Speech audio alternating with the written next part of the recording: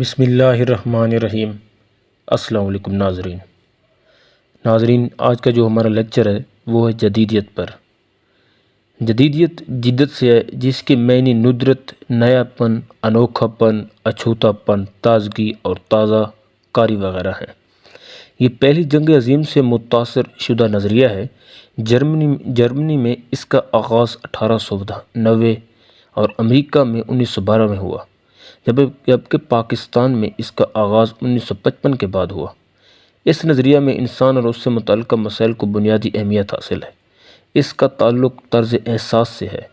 جمود سے حرکت کا نام جدیدیت ہے۔ جدیدیت کی مختصر ترین تعریف یہ ہو سکتی ہے کہ یہ اپنے عہد کی زندگی کا سامنا کرنے اور تمام خطرات و امکانات کے ساتھ برتنے کا نام ہے۔ ہر عہد میں جدیدیت ہم عصر زندگی کو سمجھنے اور برتنے کے مسلسل عمل سے عبارت ہوتی ہے۔ اس لحاظ سے جدیدیت ایسا مستقل عمل ہے جو ہمیشہ جاری رہتا ہے۔ ہر عہد میں ان لوگوں نے جو حقیقی طور پر زندہ رہے ہیں اس عمل میں حصہ لیا ہے۔ انہوں نے فکر و فن کی سطح پر فرسودہ اقتدار کے خلاف جنگ کر کے نئی قدروں کی پرورش کی اور عملی زندگی کو نئے سانچوں میں ڈھالا ہے۔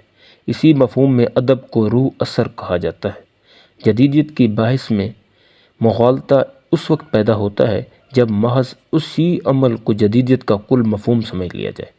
اپنے زمانے میں ہر بڑا ادیب جدید رہا ہے، لیکن غالب کے عہد کی جدیدیت جن عناصر سے عبارت ہے وہ مختلف ہیں، اور ہمارے عہد کی جدیدیت کے عوامل مختلف ہیں۔ اسی بنیاد پر ہم آج کی جدیدیت اور پچھلے ادوار کی جدیدیت میں امتیاز کر سکتے ہیں۔ اگر ہم ایک ارتقا پذیر عمل کو سب کچھ مان لیں تو پھر غالب اور اقبال کو آج کے مفہوم میں بھی جدید ہونا چاہیے، لیکن ایسا نہیں۔ غالب اور اقبال کے بعض عناصر آج کی جدیدیت میں موجود ہیں، لیکن کل غالب اور کل اقبال کسی طرح سے بھی آج کی جدیدیت کے تصور سے ہم آہنگ نہیں ہو سکتے۔ زمانہ سب سے اہم چیز ہے۔ یاد رکھیں کہ جدت وہی ہے جو روایت کا حصہ بنے، یعنی جدت مستقبل کی روایت کو کہتے ہیں۔ اگر آج کی روایت ماضی کی جدت تھی تو آج کی جدت کو مستقبل کی روایت ہونا چاہیے۔ جدت کا تعلق نئے خیال، نظام فکر، اسلوب کی تازگی یا نئی صنف کے کامیاب تجربے سے ہے۔ اردو میں فلسفیانہ جدیدیت مغرب سے آئی ہے، جس کی سب سے بڑی مثال فلسفہ وجودیت ہے۔ ماضی میں کارل مارکس، سگمنڈ فرائیڈ کے نظریات بھی اردو میں جدیدیت کے طور پر برتے گئے۔ ادبی جدیدیت خالصتاً اردو کی اپنی تازگی ہے، جس کا زیادہ تر تعلق اسلوبیات سے ہے، اور بالعموم 1955 اور 1960 کے بعد کے نئے ادب کو جدیدیت یا جدت پسند ادب کہا جاتا ہے۔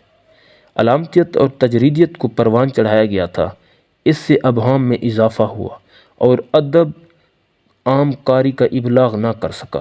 جدیدیوں نے ادب میں اعلیٰ ترین زبان اور اس کے دل پذیر استعمال کو اعلیٰ ترین چیز ٹھہرایا، اور ادب کو سراسر آرٹ اور زبان کو ہی فن کی سیر انگیزی قرار دیا، اور پھر فن کار نجی طور پر آزاد رہ کر اپنے جذبات کی آئینہ داری کرنے لگا۔ انہوں نے سائنس اور مذہب کو پیچھے دھکیل دیا اور اخلاقی قدروں کے بجائے جنسی ادب کا پرچار کیا۔ جدیدیت دراصل پڑھے لکھے، رونت و نکہت سے بھرپور درمیانی طبقے کی پیداوار تھی۔ وہ مذہب کو ماننے والوں کے برخلاف دنیا کو ایک تجربہ گاہ تصور کرتے تھے۔ جدیدیت کا یہ سلسلہ 1960 سے 1980 تک جاری و ساری رہا۔ مابعد جدیدیت یعنی پوسٹ ماڈرنزم۔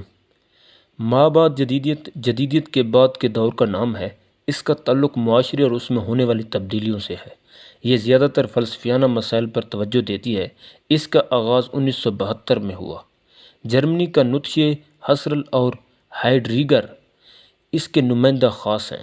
یہ دوسری جنگ عظیم سے متاثر شدہ نظریہ ہے۔ مابعد جدیدیت کسی خاص نظریہ کی پابند نہیں۔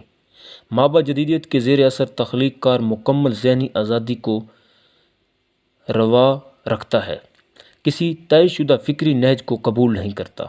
ہمارے ہاں ثقافتی ڈسکورس اور جڑوں کی تلاش کا مسئلہ چھٹی دہائی کی ابتدا میں سامنے آیا، جو مابعد جدیدیت سے پہلے دور کا ہے۔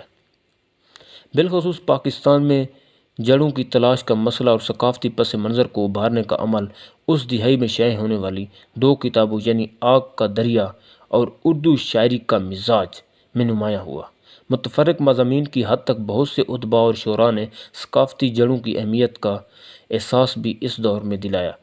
بعض نے اردو ادب کی جڑوں کو بر صغیر میں مسلمانوں کی آمد سے، مگر بعض نے مزید نیچے اتر کر وادی سندھ کی قدیم تہذیب سے جڑا ہوا پایا۔ بحیثیت مجموعی ان ادبا کا رویہ عمودی اور آرکیولوجیکل تھا۔ جدیدیت نے مذہب کے بجائے عقلیت، برادری کی بجائے انفرادیت، روحانیت کے بجائے مادیت، مابعد الطبیعیات کے بجائے سائنس اور ترقی کو ترجیح دی، جبکہ مابعد جدیدیت نے تاریخ اور سماجیات کی بجائے ثقافتی مطالعات کو زیادہ اہم قرار دیا۔ اس دور میں مصنف کی بجائے قارئین زیادہ اہمیت حاصل کر لی۔ اب ٹیکسٹ کی بجائے کانٹیکسٹ زیادہ اہمیت کا حامل ہے، کیونکہ اس طرح پوری تہذیب اور معاشرہ کا احاطہ ممکن ہو جاتا ہے۔ اس کا اطلاق صرف نئے متون پر ہی نہیں بلکہ ماضی کے متون کا مطالعہ بھی اثر نو نہیں خطوط پر کیا گیا۔ آج کی ویڈیو میں اتنا ہی، تب تک کے لیے اللہ حافظ۔ اگر میری ویڈیو آپ کو اچھی لگی تو سبسکرائب کر کے بیل آئیکن دبائیے تاکہ میری ہر آنے والی ویڈیو آپ کو ملتی رہے۔